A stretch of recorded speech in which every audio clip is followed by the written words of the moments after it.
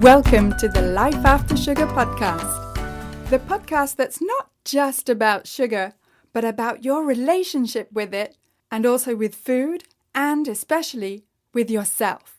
So if you want to discover your life after sugar and hear inspiring stories from all kinds of people who also cut out sugar in their way, at their pace, for their own reasons, this is the podcast for you. Because when you take away the sugar, you can finally discover the real sweetness in your life.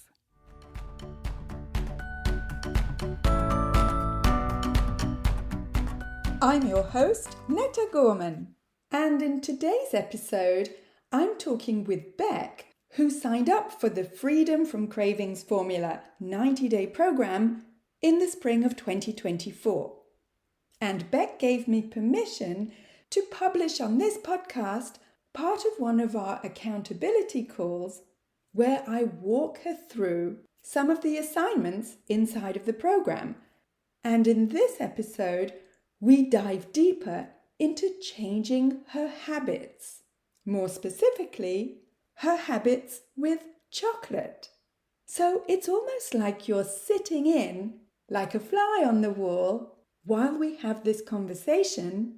And again, I did ask Beck for permission to publish this on the podcast, and she said yes.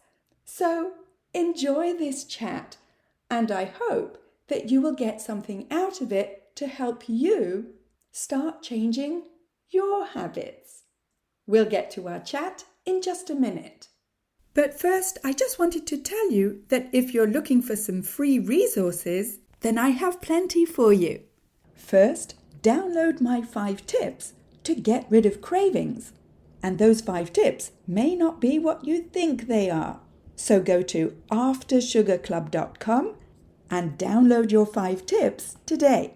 Come check out the Life After Sugar Facebook page and subscribe to the Life After Sugar YouTube channel, as well as my Instagram account at MyLifeAfterSugar, which is where you'll get all kinds of inspiration so that you can see that it's perfectly possible to live a happy and active life, even if you don't eat sugar.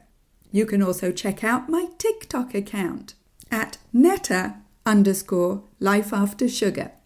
Okay, so here's my chat with Beck about changing habits. All right, tell me about some of the aha moments you've had and that you've shared. So it's around habit forming. And I think I've been focusing so hard on trying to stop a bad habit as opposed to introducing a good habit. And it's such a small little reframe, such a small thing. But when I look at it that way, it's like I can create a new habit, a good habit that is so much easier than stopping a bad habit, even though the result of either that habit or the other one is exactly the same. So it's just like, I've just never looked at it like that. And to say, Beck, you can't have chocolate today. Beck, you can't eat sugar today. Like it's the can't that I've struggled so desperately with. But when it's like, Beck, you can eat healthy today. Beck, you can create the habit of just not having sugar. Or you can create the habit of only eating healthy foods. I'm like, whoa, like it's just a reframe. And it's just made such difference in my mind I can absolutely put a new habit into place. Though I did struggle with some of the questions about habits. And I think I put that question in for you. I think it was something like, oh, here we go. I'm working through the automaticity section. I have a question about this task. Note down one habit or idea that has worked in the past for you connected with sugar. And you said that worked for you means it gave you what you needed in the moment, comfort, stress release, etc. I mean, the only thing it does for me picking up is to get rid of a craving. I can't honestly think of anything else that it does. Okay. Yeah. So it's sort of like to make you a bit more aware of, well, because that also we tend to go black or white. It's like, well, if sugar's not good for me or whatever, chocolate's not good for me, then why do I keep picking it up? Mm-hmm. And I want to go one level deeper of, well, what advantages are you getting out of it? Because we say it's not good for you, but we carry on doing it because there's something good going on for us. So for me, it's a texture thing. Like it's just the feel of it. I guess the familiarity of it potentially. And the texture of the chocolate? So the only sort of chocolate that I like is chocolate with nuts. So it's a texture of the crunch and the creamy. Yeah. So, and you're aware that that is a manufactured texture or a manufactured mixture. Oh, yeah. Mm-hmm. Yeah. Totally intellectually aware of it. Right? Yeah. And that mixture of creamy, crunchy, even if it's nuts, people like, well, it's naturally crunchy, right? That mixture has been studied, this, right? To get your brain fired up, to get you craving. And it's like our greatest fear is, well, what joy will I have left if I don't get it from this lovely mixture anymore? And I don't think I think like that. Yeah. What do you think? Yeah. So what's the attraction of this mixture apart from the familiarity? It's a habit. Like truly it's a habit. Okay. Yeah. And so if you were to apply this, stop bad habit versus start good habit. So rather than saying, okay, I'm going to stop eating my favorite type of chocolate, how would you reframe that into, okay, I'm going to start what? Start having days where, or just start eating food that doesn't contain sugar. And that familiarity, where are you going to get it from if you're not getting it there? Well, I have to form a new habit to create that familiarity.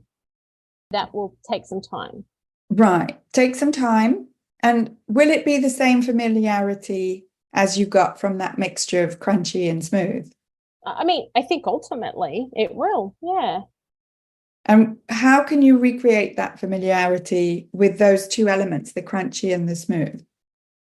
Well, I don't think I necessarily need to. I mean, that's just the familiarity of my substance of choice. Mm-hmm. I don't think I need to recreate that one. Yeah. Uh-huh. So I just need to have some good habit that I enjoy. That recreates a familiarity with something else that is healthier. Mm-hmm. And healthier, I mean, not just nutritionally speaking, but for your behavior as well. Mm-hmm. Yeah. Okay. And like, how long would you say it would take? Just random number. How long do you think it takes to create a new familiarity? I mean, I think it depends what it is. I mean, I read anywhere from 21 to 60 days in literature. But then it's the sticking with it. Yeah. That is I think 21 days is not long enough, quite frankly, for this time. Yeah. It's probably fine for another type of habit or another type of brain. My guest next week on my podcast, Siobhan, she's called, when she decided to cut sugar, she decided to do it for a year. It was like, no, it's going to be a minimum of a year. Yeah. And which is far more than any of the numbers they throw around for changing a habit, including most challenges and stuff, they'll do 21 days, 30 days. Of course they do. But yeah, I think it was wise of her to put a year as the minimum. Mm-hmm.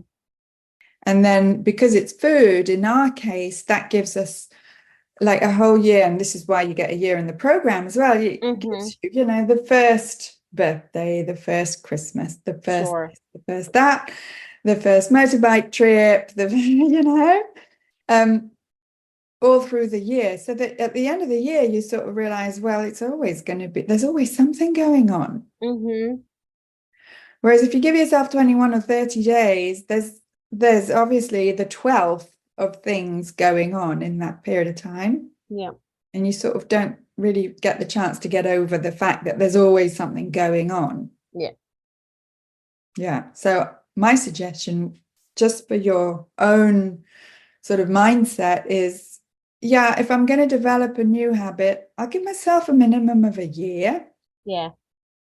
Look, if I could just get a week these days, I'd be happy. But yeah, I can't think that far out. Yeah, Just to do with anything in my life, I can't think that far out. totally get it. Totally get that. Definitely. But at least it gives you this kind of this goal where you don't have to be perfect all the way through, but you're like, well, this was a blip on the way to my goal, rather than this is the end of my goal and screw it, I'll go. And I think it's just the focus. So it's like, if I say the goal is to not eat chocolate today, the goal is to not eat sugar today, that becomes my focus. The sugar, the chocolate. In my head, I see pictures. If I focus on my goal today is to not eat sugar, and what does that look like as a replacement? Okay, so that includes fresh veggies, that includes, chicken, it includes, I see those things up in my head. I can visualize those things. So it's to me, it's just so different.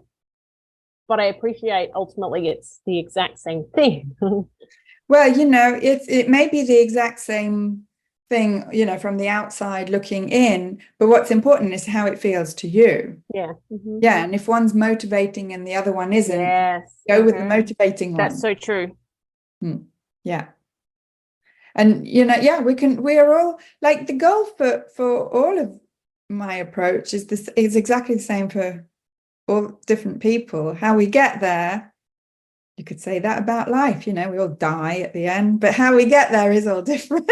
Right. I don't know if that was a good analogy. That's what we do along the way. Yeah. And not just what we do, but sort of, well, in my humble opinion, how much fun we have doing it. Oh, yeah, absolutely.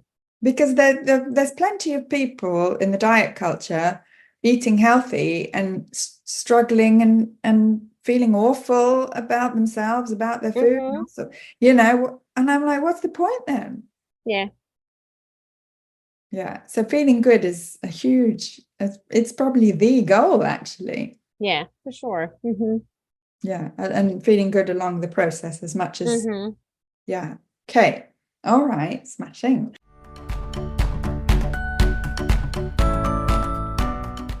I want to take a quick break to say that if this is your first time here, then welcome and thank you for listening to this podcast.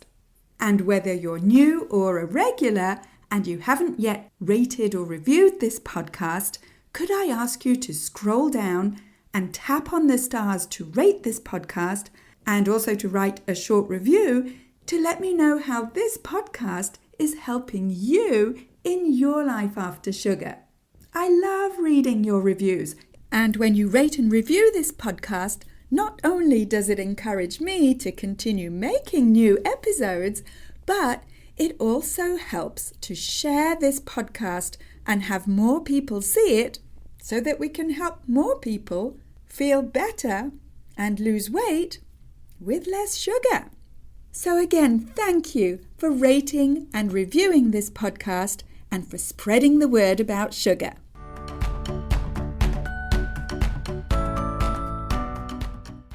Any other aha moments?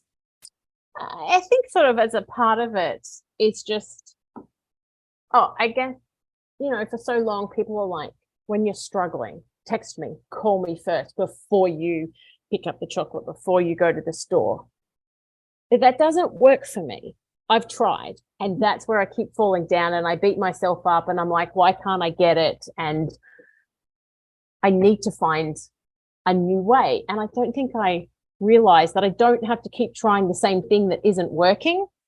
It's okay to change tack and to try something else. Right. And I thought I had all the tools, and maybe it just comes down to that little reframe. And now I can stop beating myself up for not being able to reach out to other people and for not, texting somebody before I choose to make a poor decision. Gotcha. Yeah. Yeah. I mean, if you've tried it dozens and dozens of times and it works for other people, but it doesn't work for you, Yeah. Mm-hmm. then probably the conclusion is it doesn't work for you. Right. And so, yeah, I guess the only other way of handling it is to try a new way, another way. And as far as I understand it, the approach for you of 0 is freedom, or 0 is easier than just a little bit. And yeah. And my new habit that I'm creating is the habit of 0 sugar. Yeah. Right? Then that is in and of itself a different approach than just before I go above 0, I'll text someone. But you've preempted that by having 0 as your goal rather than having to text someone before you go and eat the sugar. Yeah. And so you're not actually needing to text anyone if you're not actually eating the sugar. Yeah. Yeah. Yeah. Well, we can't say for sure if that's a good of an approach as you're going to have, because you haven't tried it for long enough. Yeah. And I would say try it for a year, she says glibly, try it for a year and then come back and tell me how you are. I might try it for a week first and then just add on to that. You have no choice but.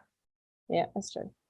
So yeah, try it for a week and then see if you can try it for another week. And doesn't matter if you're not absolutely perfect about it. Yeah. It might take some practice to actually, get it down. And it's great that you're open-minded enough to realize, yeah, wait, and maybe I haven't. And sometimes ask me how I know. Sometimes what we fight against the most is probably what we need. Yeah, that is no doubt true.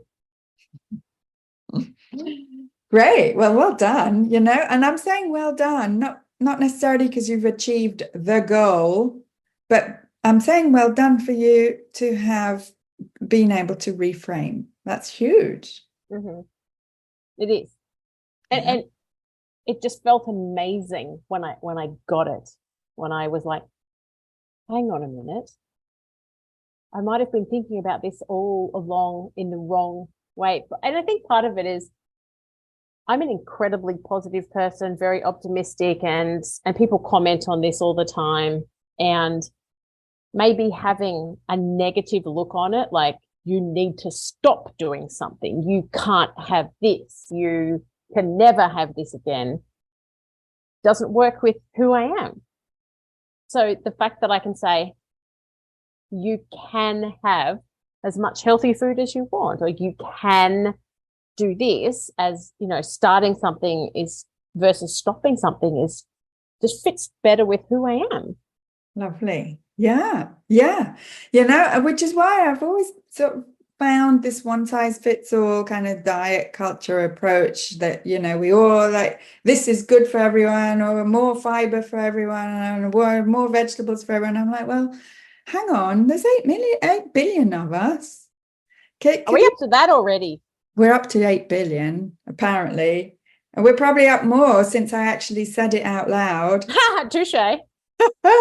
But I mean, it's like, surely there's a little bit more gray area than that. And also that sort of approach, it discourages us as individuals to find our own way. Yeah. Because we just take on these messages. I mean, I did for the longest time, about fiber, more fiber, you're constipated, more fiber. I'm like, despite the proof that it was making things worse, I was like adding more and more because that's what I was told. So, I'm a big fan as a teacher and here for sugar as well, of having people think for themselves. And yeah. And here's the result, as you can see. Yeah, smashing. Okay. Yeah. Do you have any questions or queries or things you'd like help with? I don't think so, though I wasn't going to, but I went out and purchased James Clear's book. So it's sitting on my bedside table, and yeah, I think, it's not a way that I've ever really looked at my issues with food, by looking at it in the terms of a habit, good habit, bad habit, and what habits really are. Mm-hmm. And this has just been probably the biggest aha moment for me. And doing some of the exercises in step 2 that talked about it, I thought, maybe I need to dig into this a little deeper. So I have the book, and definitely plan to start looking at it pretty soon.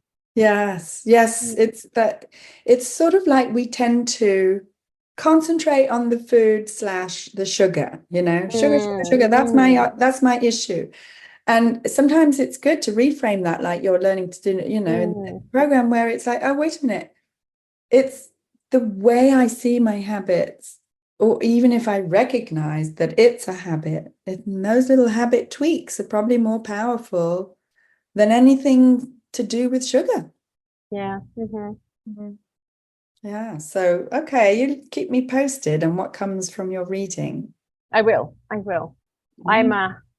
I'm very much a physical book person, because it is going to have highlights and underlines and dog-eared pages. And I didn't go to grad school until I was in my late 30s. I was like 15 years older than all of my peers in the class. But they're all like looking at textbooks online, and I'm like, I need that physical book, because I'm going to do things to it.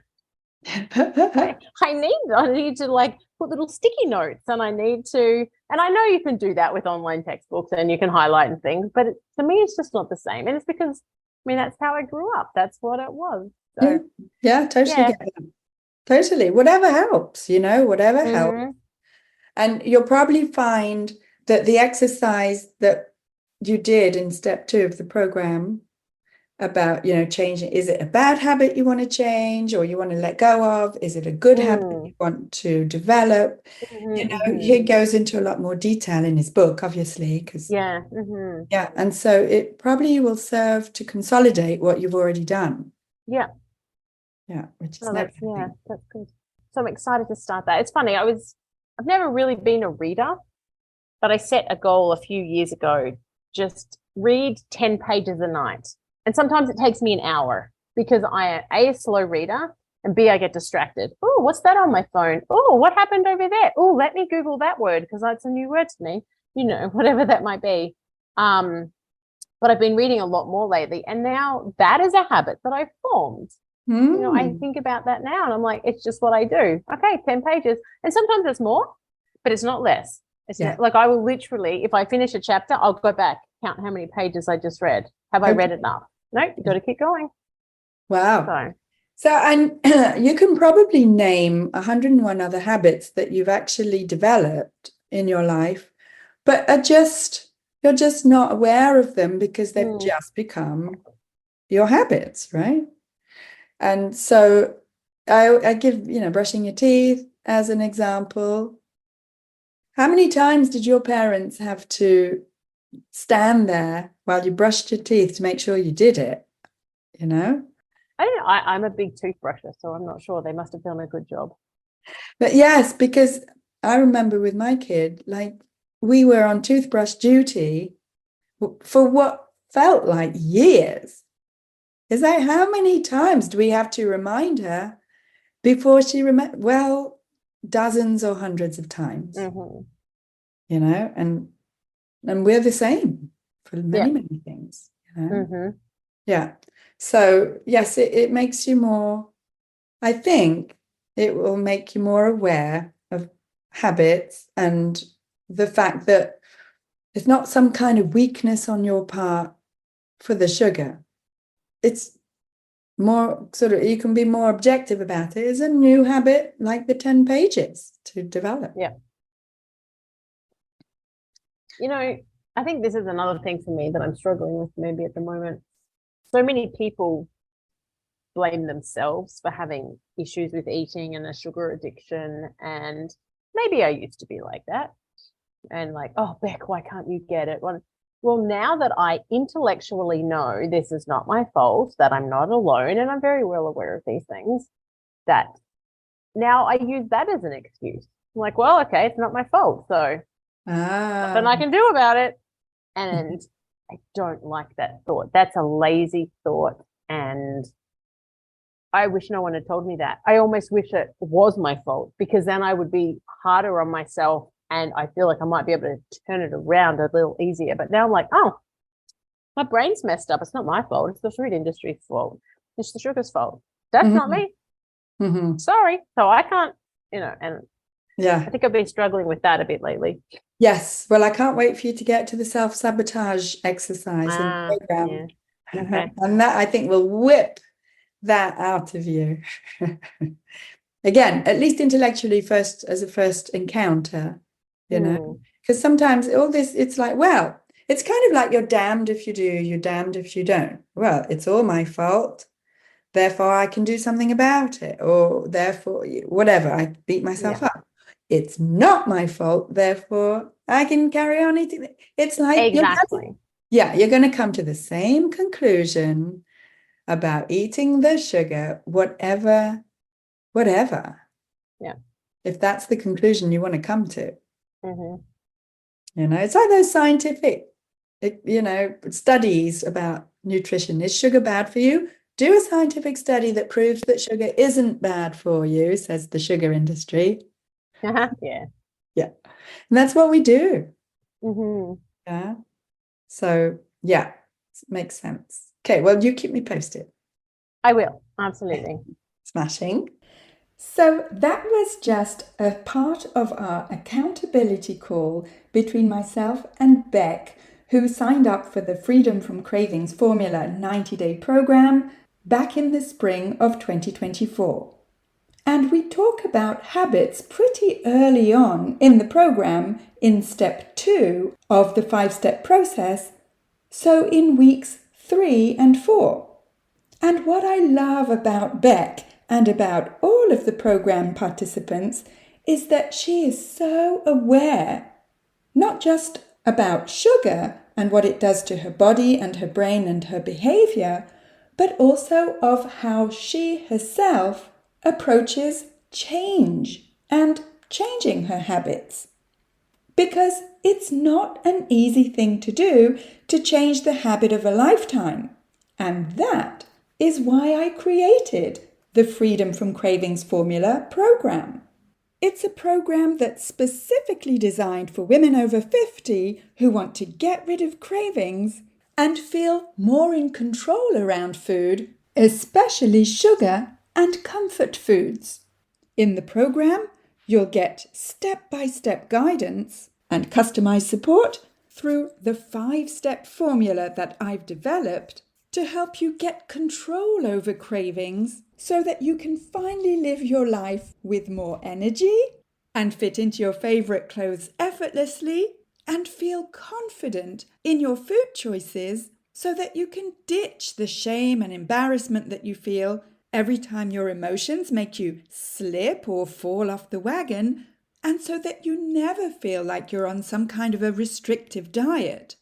If you're at the stage of your life where you're finally ready to look after yourself, let's chat. You can hop on a free clarity call with me at any time by going to aftersugarclub.com and clicking on the big green button, Schedule a Clarity Call. We'll have a quick 30-minute one-on-one chat to see if the Freedom from Cravings Formula 90-day program is a good fit for you. So go to aftersugarclub.com. Speak soon. That's it for this week. Keep in touch and see you soon for another episode.